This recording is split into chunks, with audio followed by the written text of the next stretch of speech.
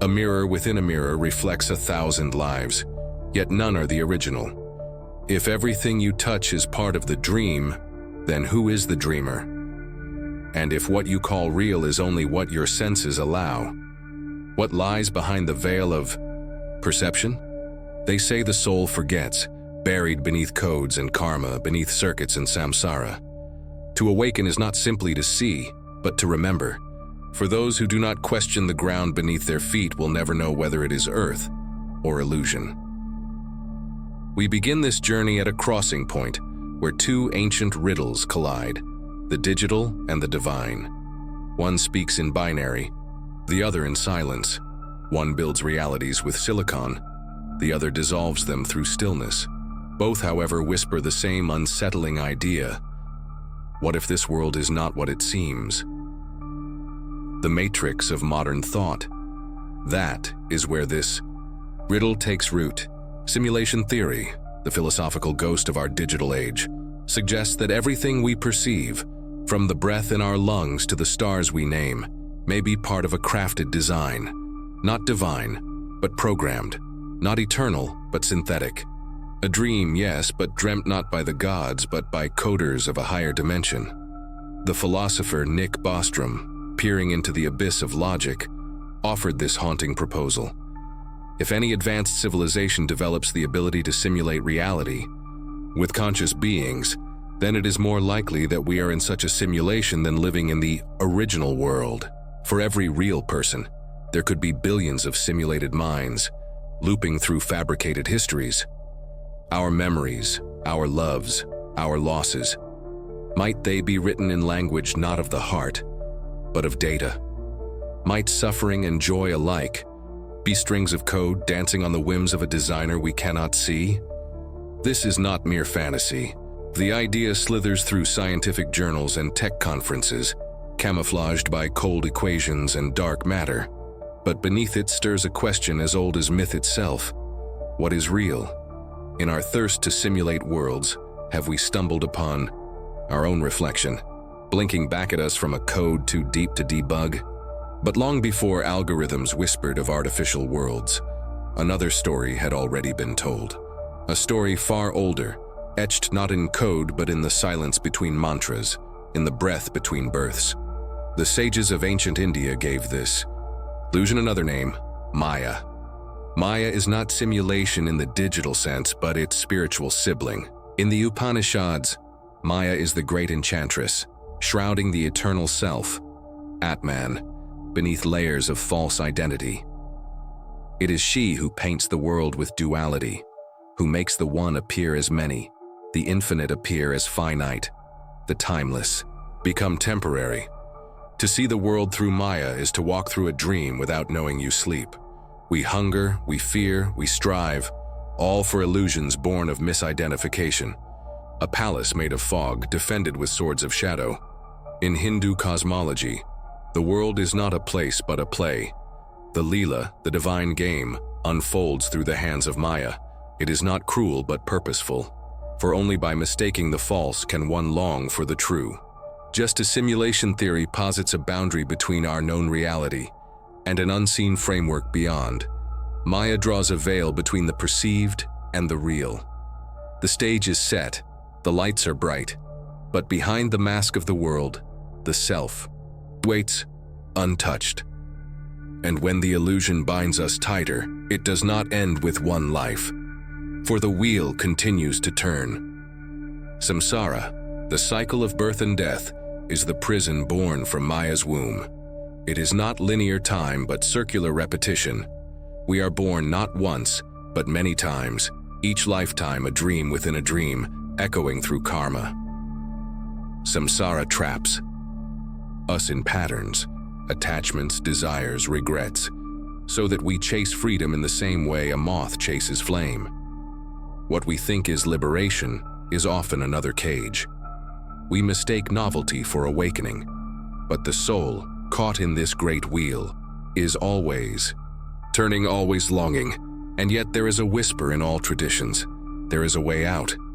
The Buddha called it nirvana. The seers of India called it moksha. Liberation is not escape, but remembrance. of the self beyond the illusion, of the stillness beneath the eye. Simulation theory hints at a need for disclosure, to find out the truth of our digital prison. But Eastern philosophy tells us the truth cannot be discovered outside, for it was never hidden. It is simply forgotten. Still, the parallels are striking. What simulation theory frames in quantum computing and probability, the ancients, described through mantras and fire rituals. The interface differs, but the question remains the same. How do we know what is real? Both paths urge us to question, to doubt the solidity of what we touch, taste, and name. Both confront the limitations of the senses and the fallibility of reason. But where the simulation theorist builds toward a technological uncovering, an external proof, the mystic turns inward, into silence, into the breath, into the watcher behind the eyes. One follows the mind, the other the heart of awareness. Even in our modern structures, skyscrapers of glass and networks unseen, the ancient story of Maya finds its way in. Cities light up like circuits, and men live in boxes within boxes, following codes they did not write. Advertising scripts, desires. Screens tell stories of identity. Algorithms suggest our next move. Is this not the digital form of Maya? A new veil, not of spiritual forgetfulness, but of overinformation. We believe we choose, but often the choice was chosen for us. We mistake input for freedom. But let us pause here, not to despair, but to listen. For within both the code and the karma, there is still a way through. A way beyond the illusion. A path carved not in logic, but in stillness. And in the next part, we shall begin to trace that path. But first, ask yourself, if you are dreaming, who is watching you dream? And if you are awake, why do so many things feel like echoes? The mask smiles as the mirror weeps. Beneath every pattern is a watcher, behind every watcher, silence. And within that silence waits the question no one dares to ask aloud. What is behind this? If the world is a performance, where is the stage?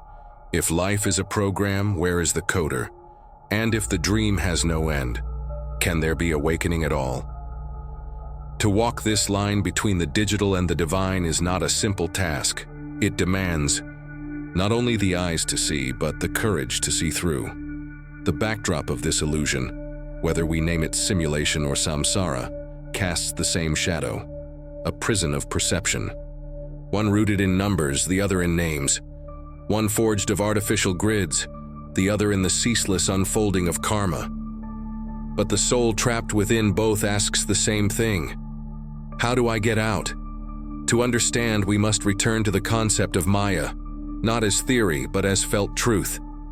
Maya is not evil, it is necessary, for the soul cannot realize itself unless it first forgets.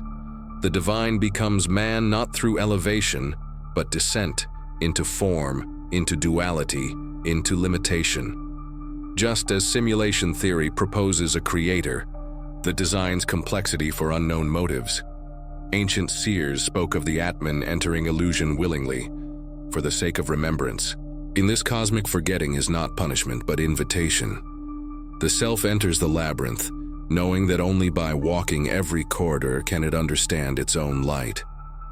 And yet, the danger lies in forgetting that we forgot.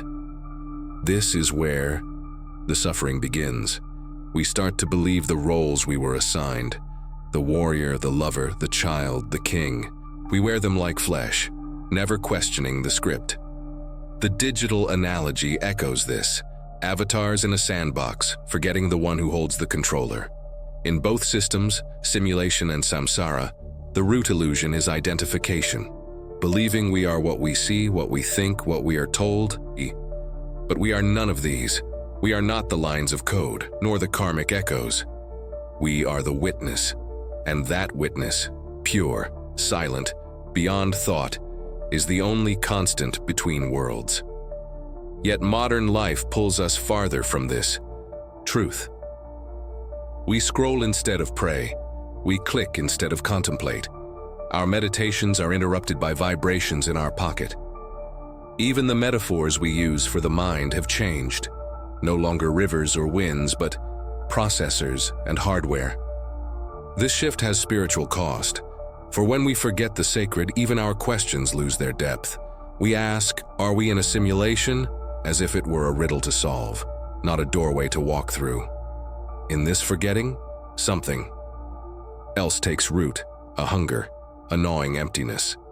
And we try to fill it with speed, with noise, with proof, but none of it satisfies, because the answer we seek is not in more data, it is in stillness. The mystics knew this. Ramakrishna spoke of the moment when the veil is lifted, not by analysis but by surrender. A glimpse of the real, sharper than any algorithm, deeper than any simulation. The Sufi poet Rumi whispered, "You are not a drop in the ocean, you are the ocean in a drop." Lao Tzu warned us, the more you know, the less you understand. All pointed to the same thing, the doorway is within. But if Maya is the veil and Samsara the prison, then what breaks the chain? It begins with a practice, not of thought but of presence. Still the breath, watch the thoughts. Return to the one who watches. This watcher is not the ego. It has no name, no age, no history. It is awareness itself. Every moment of mindfulness is a crack in the illusion. Every act of compassion loosens the karmic knot. Every silence between thoughts reveals the space where truth hides. The world will not stop spinning. The illusion will not disappear in a flash of light, but it will thin like fog at dawn. And in that thinning, something new is felt. A spaciousness, a clarity, a still joy.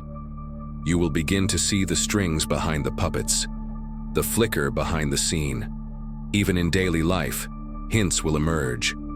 The déjà vu. The impossible dream that felt more real than waking. The moment when time slows and everything feels just so. These are echoes of the real, fragments of the forgotten. We dismiss them, call them tricks of the mind. But the mystic smiles. He knows they are signs, and the more you notice them, the more they arrive. Meditation becomes not an act, but a return. Prayer becomes not petition, but remembering. You begin to ask new questions. Not what is real, but who am I beneath what I believe? And so the journey begins to turn. Not outward toward proofs and programs, but inward toward presence and peace.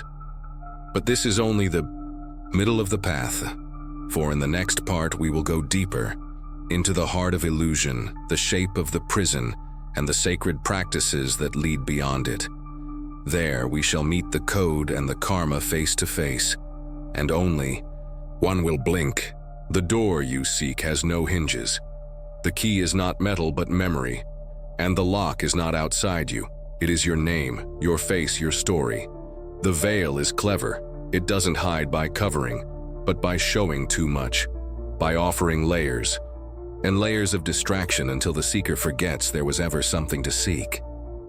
And the most convincing illusion, that there is no illusion at all. Whether we call it Maya or simulation, the shape of the trap is the same. Forgetfulness. Forgetfulness not of facts, but of being. We live as reflections, thinking ourselves whole. But what is a reflection without a source? What is this world with its glittering chains, if the one wearing them is not even aware of the weight? It is here we must confront the echoing chamber of modern illusion. The simulated world is no longer science fiction. It bleeds into the way we dream, shop, speak, even breathe. We build digital selves, avatars of desire, curated for others but cut off from the core. And like Samsara, this world loops. Wake, work, want, sleep, wake, work, want, sleep. The same cycle dressed in new costumes. We are fed news that shapes fear, entertainment that numbs, algorithms that learn our longings better than we know them. But none of it points to freedom. It points to consumption. And so we must ask, if the simulation exists, who benefits from our sleep? And if Maya reigns, who is sustained by our blindness? The sages knew no one imprisons you but yourself.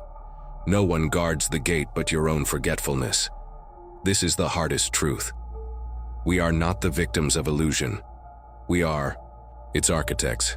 Through desire, attachment, fear, and resistance, we reinforce the dream. So how does one wake? Not with proof, not with rebellion, but with silence, with surrender, with sacred remembering. Hear the ancient. Paths diverge from the digital ones. Simulation theory looks outward, seeking glitches, anomalies, evidence. The mystic turns inward, seeking the observer behind the eyes. One searches for exit, the other returns to center. And that center is consciousness. Not the kind that processes thought, but the kind that watches thought. Not the brain's computation, but the light in which the brain appears. This consciousness is not personal. It is not yours. It is not mine. It is the canvas on which all things are painted. In Vedanta, it is called Brahman. In Zen, the original face. In Sufism, the beloved. In Christianity, the light that shines in the darkness.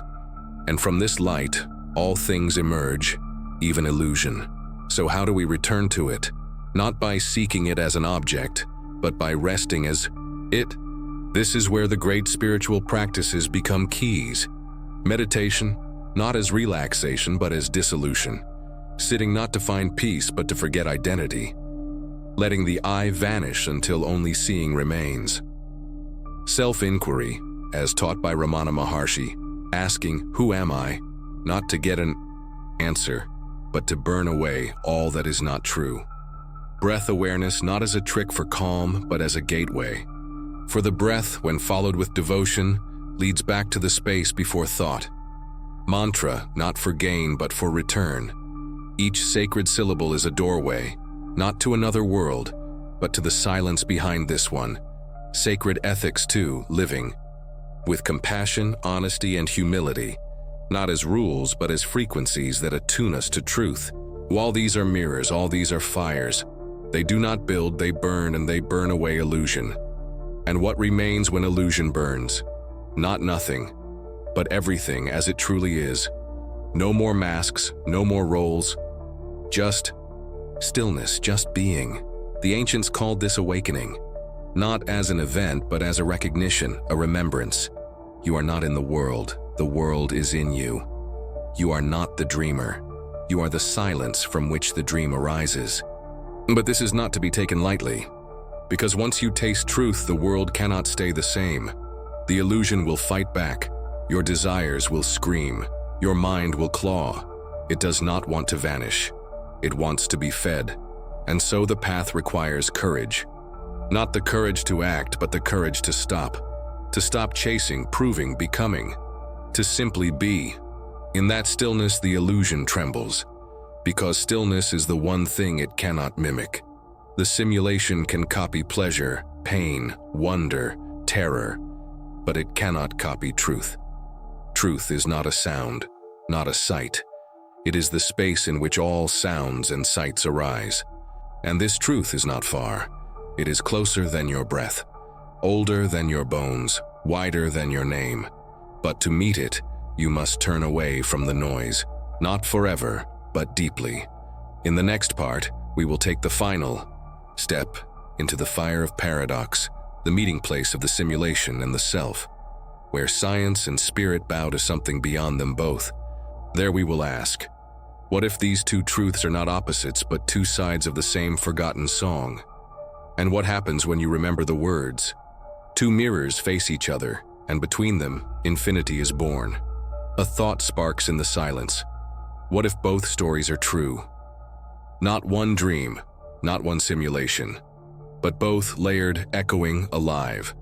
The final veil is the belief in separation, that science and spirit cannot touch, that code and karma do not rhyme, that to wake is to choose one path and forsake the other. But awakening is not a choice between, it is the seeing through. What if the simulation is not a cage but a cocoon?